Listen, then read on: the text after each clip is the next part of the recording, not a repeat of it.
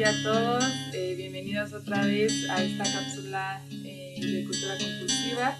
El día de hoy, como siempre, nos encontramos aquí con Felipe Ríos, increíble docente y gran amigo lector, que nos va a compartir un poco sobre, bueno, el día de hoy vamos a platicar un poco sobre Anne Sexton. Es una poeta estadounidense.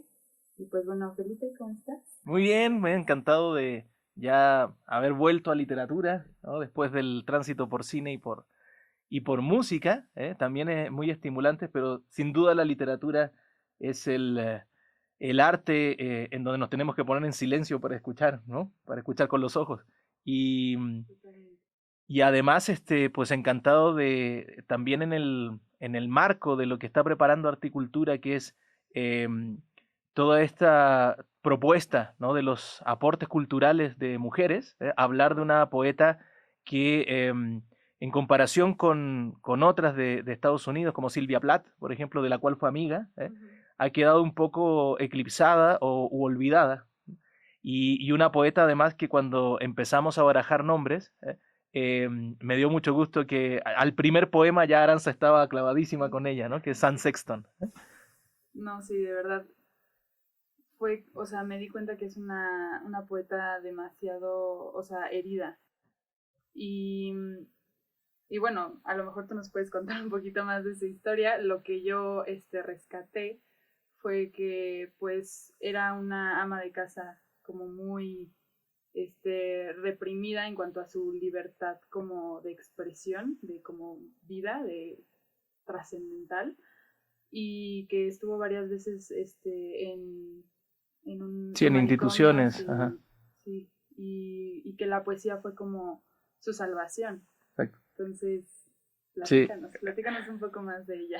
Bueno, hasta hace muy poco, debe haber sido los años 90, para varios críticos y gente que aprecia la literatura y la poesía, no era más, y cito un crítico, no era más que una ama de casa desquiciada que escribía poesía como una especie de terapia ocupacional en las instituciones en las que estuvo internada. Pero en realidad, sin duda, Anne Sexton, junto con Sylvia Plath, que la comentaba en algún momento, es una de las máximas cultoras de esta que se llama poesía confesional. ¿Eh? Es decir, la escritura en el ámbito de las mujeres ha permitido, por supuesto, además de ganar un lugar de enunciación, ha permitido poner en el campo de la literatura experiencias que solamente pues, mujeres pueden vivir. Y entonces, como bien dices, ella era una mujer que incluso abandonó los estudios para casarse con Alfred Müller Sexton, ¿no? Ella nace como Anne Gray Harvey, y luego cambia su apellido a Anne Sexton. Y cuando tiene su primera hija, que se llama Linda, Linda Gray Sexton, que después va a ser novelista y va a ser su biógrafa, ¿no? Va a ser la biógrafa de la madre, sufre su primera depresión posparto, ¿no? Y esa depresión posparto la fragiliza, y también la conecta con una muy, muy difícil relación que tenía con su mamá, con su propia madre, ¿no? O sea, con la abuela de Linda. Eh, Posteriormente tienen una hija que se llama Joyce Sexton, ¿no? El nombre es fabuloso, nos remite a James Joyce, es decir, la experimentación, ¿no? La irracionalidad, y vuelve a recaer, digamos, en la depresión postparto. Bueno, y en una de estas instituciones, su propio psiquiatra que se llama Martin Horn, la impulsa a escribir su experiencia, y incluso le impulsa a participar en el taller de un poeta muy, muy conocido en Estados Unidos que se llama John Holmes. Y John Holmes ve que aquí hay algo más que un alma de casa, madre, con depresión postparto. Ve que hay un talento inigualable, ¿no? Y además con una manera de expresar lo que ha sido, digamos, la gestación de sus hijas, ¿eh? Lo que ha sido los cambios corporales, ¿no? Que ha tenido, y sobre todo la vinculación con su propia madre, que es absolutamente extraordinario. Recordemos que la literatura no solamente son temas que uno va a volcar en el papel, es cómo lo vuelcas, es cómo lo escribes, ¿sí? Y en ese cómo lo escribes, sin duda, Anne Sexton se presenta ya desde los años 60 como una de las poetas más potentes, ¿no? Claro, es una poesía anticanónica. Es un modo de escribir poesía tremendamente distinto a lo que se llevaba en ese momento, aunque ya habíamos tenido la revolución de los escritores beatniks, ¿no? Allen Ginsberg, que habían permitido una apertura expresiva distinta, pero pues otra vez nos enfrentamos al mismo hecho, por el hecho de ser mujer. Le costó muchísimo más, le costó escalar un Everest, bastante más alto que a otros, para que se fuera reconocida como poeta, como creadora, como artista. Sí, incluso llegué a leer que mucha gente no la tomaba en serio, o sea, en cuanto también hombres, hasta que ya, pero que tuvo un impacto inmediato, o sea, en cuanto empezó a sacar sus poemas. Y hemos visto que algunos artistas durante la historia, pues, crean sus obras y no tienen ningún impacto hasta que fallecen y ya después tienen un impacto, ¿no? Y qué bueno que ya pudo.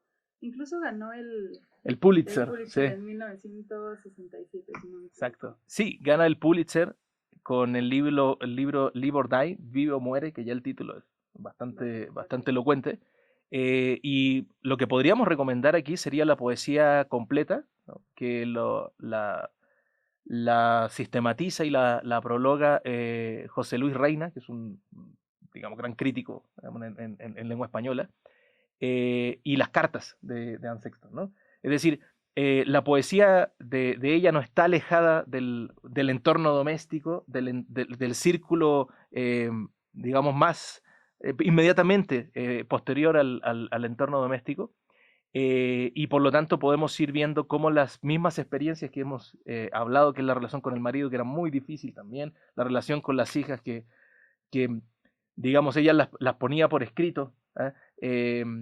Pero que son experiencias a veces medio oscuras a las que no nos queremos asomar, ¿no? Y que tenemos con nuestros propios padres y con nuestros propios hijos, allí aparecen, ¿no? Entonces, es una poeta fundamental y es una poeta que ahora que compartamos algunos de sus versos van a ver, digamos, primero van a ver por qué es tan fundamental y además van a quedar enganchadísimos, así como cuando uno lee, no sé, pues Alejandra Pizarnik, por ejemplo, o la misma Silvia Plath. También por otra parte les podemos recomendar el libro de Love Poems. Puede Muy bueno. complementar perfectamente también con el libro de Live or Die. Les digo, lo poco que leí, la verdad es que es impresionante, o sea, impacta y las palabras te llegan. Entonces sí, para que le den una leída. Bueno, ahorita Sin vamos a duda. leer algunos. Y además de la poesía completa que estaba reunida por José Luis Reina, hay una antología más pequeña, que se llama, ya el título es genial, es el primer verso de un poema que se llama El Beso, se llama Mi boca florece como un corte. Es genial el título, ya te estremece de por sí, ¿no? Por ahí también podrían empezar, ¿no? Con Anne Sexton. En realidad por cualquier parte, incluso tengo amigas que, por ejemplo, han leído la correspondencia de ella, que se llama Anne Sexton, un autorretrato en cartas, ¿no? Que la prepara esta correspondencia su hija, ¿no? Linda. ¿Y cómo termina esta historia para esta gran mujer? Em, hay una frase de ella que impacta muchísimo y que es una frase lapidaria contra aquellos críticos eh, que no encontraban más, ¿no? Que la confesión, como decíamos, de una madre y ama de casa, que decía, bueno, eh, yo no escribí debido a la locura, yo escribí a pesar de la locura. Es decir, era un combate constante contra su trastorno. Y el año 75, 1975, después de revisar con su editora lo que iba a ser el último poemario, que se llama el horrible remar hacia Dios, se llama. Ella hace toda una suerte de ritual, así como Silvia Plath también, ¿no? Pensemos que Silvia Plath, antes de suicidarse, metiendo la cabeza al horno, le da de cenar a sus hijos, acuesta a los hijos, ¿no? Y luego comete el suicidio. Ella llega a casa, se saca todos los anillos, se sirve un vaso de vodka, se pone el abrigo de su madre, ¿no? Y ahí, bueno, los psicoanalistas tendrían paño de donde cortar, y, y se mete al garage de su casa, a la cochera de su casa, y enciende el coche y se suicida con monóxido de carbono, ¿no? Entonces también este final trágico, ¿no? Nos habla de una mente, de una sensibilidad y de una mente golpeadas por la vida, en donde la poesía, si bien fue tabla de náufrago en un momento, pues ya no pudo, ¿no?, llegar a más. Este, igualmente, hay como toda una situación de morbo de los poetas suicidas, ¿verdad? De los poetas que ya, bueno, la palabra no alcanzó a explicar la vida y por eso, digamos, toman esta trágica decisión. Pero a mí no me gusta hablar tanto de los estereotipos, ¿no? Decir, bueno, estas poetas como, digamos, la vida les pasa por encima, entonces siempre acaban en suicidio y qué sé yo. Más bien lo que hay que quedarse es con la obra, es el modo en el cual estas experiencias dolorosas, de construirse como una mujer alterna a lo que la sociedad quiere, siempre implican una dificultad, pero dejan un legado, ¿no? Even crazy, I'm as nice as a chocolate bar. Even with the witches' gymnastics, they trust my incalculable city. No, pues me quedé sin palabras. Su historia está impresionantemente fuerte, pero como dices, dejó un legado. Entonces, bueno, pasamos a leer un poco sobre ella. Les voy a leer este poema que se llama Esponsales con los ángeles. Ahí va. Aún había hombres sentados a mi mesa, en círculo ante el cáliz que yo les ofrecía, el cáliz rebosante de uvas moradas y moscas que zumaban atraídas al olor. Aún mi padre vino, trajo su hueso blanco, pero estaba cansada del género en las cosas. Anoche tuve un sueño y le dije, tú eres la respuesta, vivirás más que mi esposo, vivirás más que mi padre. Veía en este sueño la ciudad encadenada, donde se ejecutó a Juana de Arco vestida de varón. El natural de los ángeles seguía siendo un enigma, ya que no hay dos siquiera de igual condición. Uno tiene nariz, aquella lleva en la mano su oreja, otra mastica el astro por dar cuenta de su órbita. Cada cual una línea, se obedece a sí mismo, cumpliendo las funciones de Dios, aquella persona aparte. Ah. ¿Qué tal? Hombre, es brutal. Y este es mi favorito, se llama Santa. Dice, padre, el traje de Santa Claus que compraste mucho antes de que yo naciera está muerto. La barba blanca con la que me engañabas y el pelo como el de Moisés, la lana gruesa y crespa que solía susurrarme en el cuello, está muerta. Sí, mi rozagante santa, haciendo sonar tu cencerro de bronce, con hollín de verdad sobre tu nariz y nieve, a veces sacada del refrigerador, sobre tus grandes hombros. La habitación era como florida. Sacaste tantas naranjas de tu saco y las esparciste en el salón, riendo todo el tiempo con esa risa de Polo Norte. Mamá te besaba, para ella esa era la altura. Mamá podía abrazarte porque no tenía miedo. Los renos golpeaban sobre el techo. Era mi nana con un mazo en el altillo.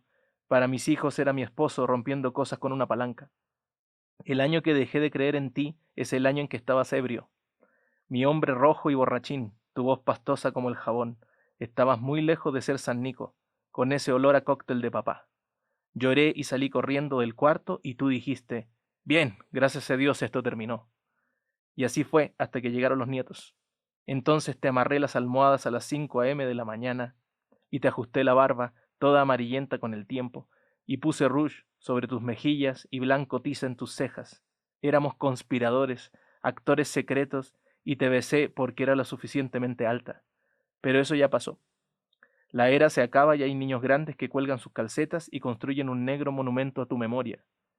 Y tú te esfumas como un guardavías perdido, moviendo su linterna ante el tren que ya no llega. ¡Es brutal! No mames, no puedes quedar indiferente ante eso. Es tremendo. Bueno, pues nos quedamos con que las aportaciones de esta poeta son fuertes, son muy trascendentales, dejan un legado y cómo la voz de la mujer puede impactar desde años tan que en su momento fueron, o sea, que no se le reconocía pues a la mujer su voz y cómo esta voz ya está impactando hasta estos años, ¿no? Y que hay que aprovechar que podemos seguir leyendo a esta gran poeta.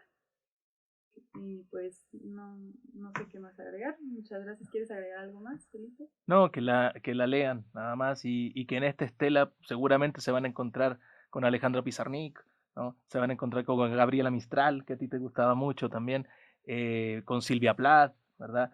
En fin, eh, con otras poetas que están en la estela, ¿no? de Anne Sexton, pero ya esto es una opinión. Para mí Anne Sexton es la más potente, sin duda.